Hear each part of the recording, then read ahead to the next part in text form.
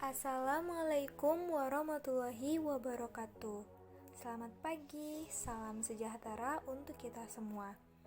Bagaimana kabarnya hari ini? Semoga semuanya selalu dalam keadaan sehat dan selalu dalam lindungan Tuhan Yang Maha Esa. Nah, pada hari ini kita sudah memasuki pertemuan kedua dengan materi menyimpulkan isi puisi rakyat. Kalau kemarin kita sudah mengenal dan memahami apa itu puisi rakyat, sekarang kita akan belajar menyimpulkan isi puisi rakyat. Jadi silahkan dicermati, dipahami baik-baik video ini. Jika dirasa ada yang penting, silahkan kalian catat di buku kalian masing-masing untuk referensi kalian dalam belajar. Nah, sebelum kita masuk ke materi selanjutnya, alangkah baiknya kita bahas terlebih dahulu materi yang kemarin. Kemarin kalian sudah diberikan tugas untuk mencari perbedaan dan persamaan dari pantun, gurindam, dan syair. Nah, mari kita bahas bersama perbedaan dari ketiga puisi rakyat tersebut.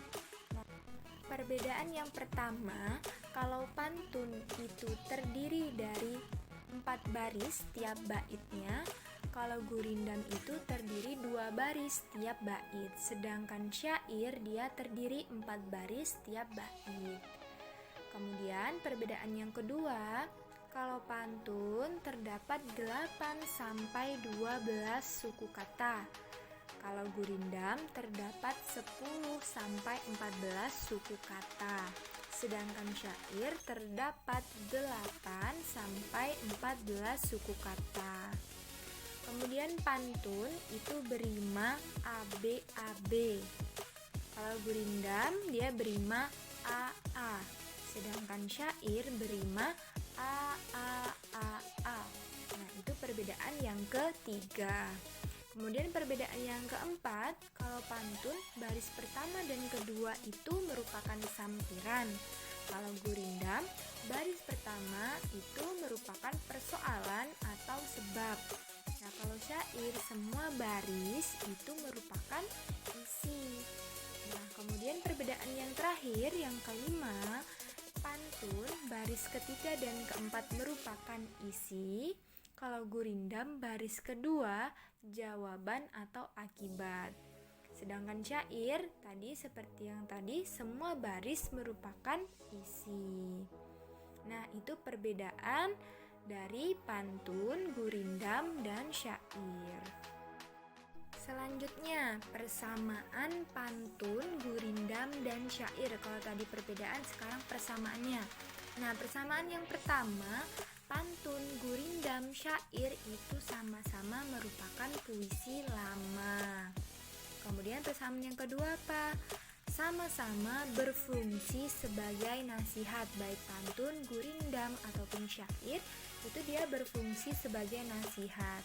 Kemudian persamaan yang ketiga, ketiga puisi rakyat itu, pantun, gurindam, dan syair itu sama-sama memiliki bait dan memiliki rima atau sajak. Nah, persamaan yang terakhir adalah baik pantun, gurindam maupun syair itu sama-sama berisi atau mengandung nilai moral dan pelajaran hidup. Nah, itu dia persamaan pantun, gurindam, dan syair. Nah, sampai di sini jelas ya perbedaan dan persamaan dari pantun, gurindam, dan syair. Nah, sekarang kita masuk ke materi selanjutnya, yaitu kita belajar menyimpulkan isi puisi rakyat. Nah, yang pertama kita belajar menyimpulkan puisi rakyat pantun. Nah, dalam menyimpulkan isi pantun itu terdapat beberapa cara agar memudahkan kita dalam menyimpulkan isi pantun tersebut. Jadi cara yang pertama itu kita mendaftar kata-kata sulit dalam pantun dan mencari maknanya. Nah, jadi di dalam pantun itu biasanya kan terdapat kata yang sulit ya, mungkin baru kita dengar ya. Jadi kita daftar kata-kata sulit tersebut, kemudian kita cari maknanya. Kita sudah menemukan menemukan kata sulitnya, kemudian kita mencari maknanya. Nah, cara yang kedua setelah kita menemukan kata-kata tersebut, nah kita pahami makna kata baris ketiga dan keempat. Jadi kita pahami baris ketiga dan keempat karena bagian tersebut adalah isi pantun. Nah, jadi kita harus memahami isi pantun tersebut. Nah, setelah kita memahami isi pantun, baru kita bisa menyimpulkan isi pantun tersebut ya. Itu cara menyimpulkan pantun. Selanjutnya, cara menyimpulkan gurindam. Nah, caranya tidak jauh berbeda dari cara menyimpulkan pantun yang tadi. Jadi caranya yang pertama sama, mendaftar kata-kata sulit dalam gurindam dan mencari maknanya. Kita cari kata-kata yang sulit ya, yang sulit kita mengerti atau mungkin baru kita dengar, dan kita cari maknanya. Setelah itu, cara kedua kita pahami semua baris gurindam. Kalau pantun tadi kita pahami baris ketiga dan keempat, kalau gurindam kita pahami semua barisnya, karena semua barisnya itu merupakan isi ya, sebab akibat. Nah, setelah itu barulah kita bisa menyimpulkan isi gurindam tersebut. Nah, itu cara menyimpulkan gurindam. Terakhir, cara menyimpulkan syair. Nah, caranya pun tidak jauh berbeda dengan cara menyimpulkan pantun dan gurindam.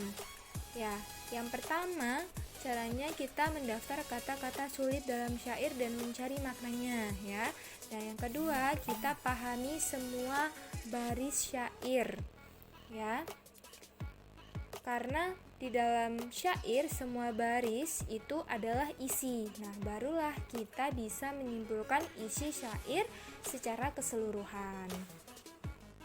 Sekarang kita ke contohnya langsung. Coba kita perhatikan contoh pantun berikut ini. Ya, kita belajar untuk menyimpulkan isi pantun ya. Nah, di sini ada pantun, biarlah orang bertanam buluh, mari kita bertanam padi. Biarlah orang bertanam musuh, marilah kita bertanam budi. Nah, mari kita simpulkan. Nah, tadi cara pertama, langkah pertamanya itu adalah kita mencari kata sulit. Nah, di sini ada kata yang sulit ya, yaitu budi. Nah, budi itu maknanya apa? Kita cari maknanya. Budi itu bermakna sebuah kebaikan.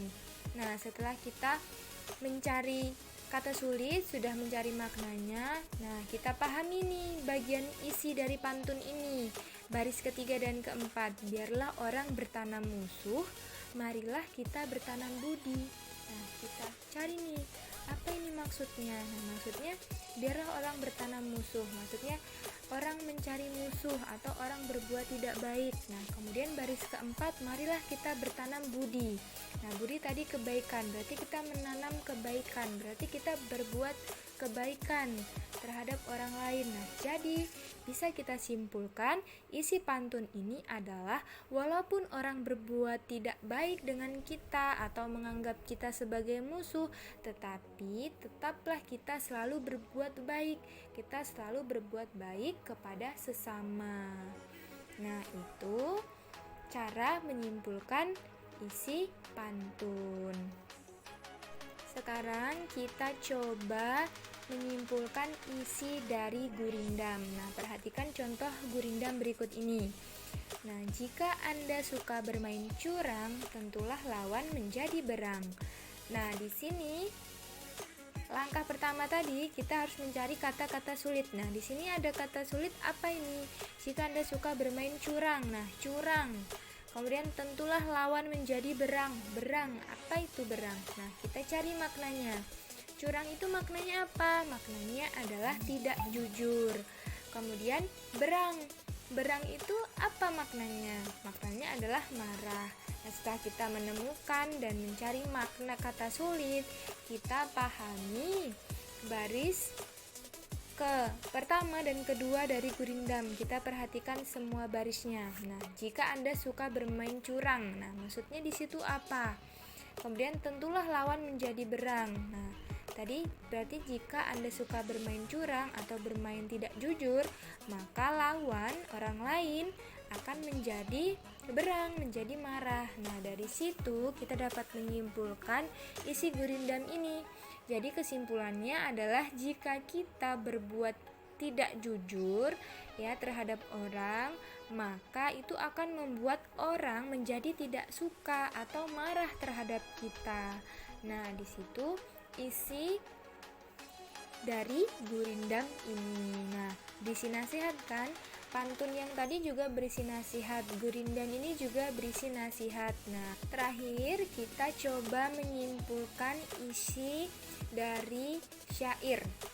Nah, perhatikan contoh syair berikut. Pada zaman dahulu kala, tersebutlah sebuah cerita. Sebuah negeri yang aman sentosa, dipimpin sang raja dan bijaksana. Negeri bernama Pasir Luhur, tanahnya luas lagi subur. Rakyat teratur, hidupnya makmur, rukun raharja tiada terukur. Raja bernama Dharma Laksana, tampan rupawan, elok parasnya, adil dan jujur penuh wibawa, gagah perkasa tiada tandingnya. Nah, dari syair tersebut, langkah pertama kita cari kata sulitnya. Nah, di sini ada kata-kata sulit yang mungkin kita tidak ketahui apa artinya, yang baru kita dengar. Nah, di sini ada kata sulitnya raharja. Apa itu makna dari raharja? Raharja adalah bermakna sejahtera. Nah, kita selanjutnya perhatikan, kita pahami dari semua baris yang ada dalam syair ini, karena semua baris ini merupakan isi. Nah, setelah kita pahami maksud dari setiap barisnya, setiap baitnya dari syair ini, baru kita dapat mengambil kesimpulan. Di bait pertama, kesimpulannya, sebuah negeri itu akan aman dan sentosa jika dipimpin seorang yang bijaksana, seorang raja yang bijaksana, ya. Kemudian bait kedua itu dapat kita simpulkan bahwa negeri yang memiliki tanah luas dan subur tentu akan membuat kehidupan rakyatnya menjadi makmur. Nah, yang ketiga, dari bait ketiga itu dapat kita simpulkan bahwa pemimpin yang baik itu akan berlaku adil, jujur, dan berwibawa. Ya. Nah, sampai sejauh ini sudah paham ya bagaimana cara menyimpulkan pantun, isi gurindam, kemudian isi syair. Nah, kalau sudah paham bagaimana cara menyimpulkan isi pantun, gurindam, dan syair dengan benar, maka sekarang kita akan berlatih ya. Kalian kerjakan tugas sebagai berikut. Tugas yang pertama itu bacalah pantun yang ada di buku halaman 174. Kalian baca semuanya sampai selesai. Kemudian carilah makna kata sulit pada pantun tersebut. Nah, setelah itu uraikanlah dengan bahasamu isi pantun tersebut ya, dengan bahasa kalian sendiri. Kemudian yang terakhir, bandingkan isi nilai-nilai yang terdapat dalam pantun karya nenek moyang dan karya generasi sekarang. Nah, itu jawabannya kalian isi dalam bentuk tabel seperti yang ada di buku ya. Nah, tugas yang kedua itu bacalah gurindam yang ada di buku halaman 175. Kalian baca gurindam itu ya, kalian pahami. Kemudian kalian cari makna kata sulit pada gurindam tersebut. Setelah itu baru kalian simpulkan nilai moral atau nasihat yang terdapat dalam gurindam tersebut. Kemudian tugas yang terakhir, tugas ketiga, bacalah syair yang ada di buku halaman 177. Kemudian carilah makna kata sulit pada syair tersebut, lalu simpulkan nilai-nilai moral atau nasihat yang terdapat pada syair tersebut. Nah, sudah jelas ya tugasnya apa saja. Jadi silakan dikerjakan dengan sebaik mungkin, kemudian dikumpulkan dengan tepat waktu, jangan sampai tidak mengumpulkan. Selamat mengerjakan, semangat! Itu saja yang dapat Ibu sampaikan pada pertemuan kali ini. Ibu ucapkan terima kasih kepada kalian yang sudah menonton video ini, mencermati video ini dengan sangat baik. Ibu ucapkan terima kasih banyak dan semangat belajar. Ibu akhiri, wassalamualaikum warahmatullahi wabarakatuh.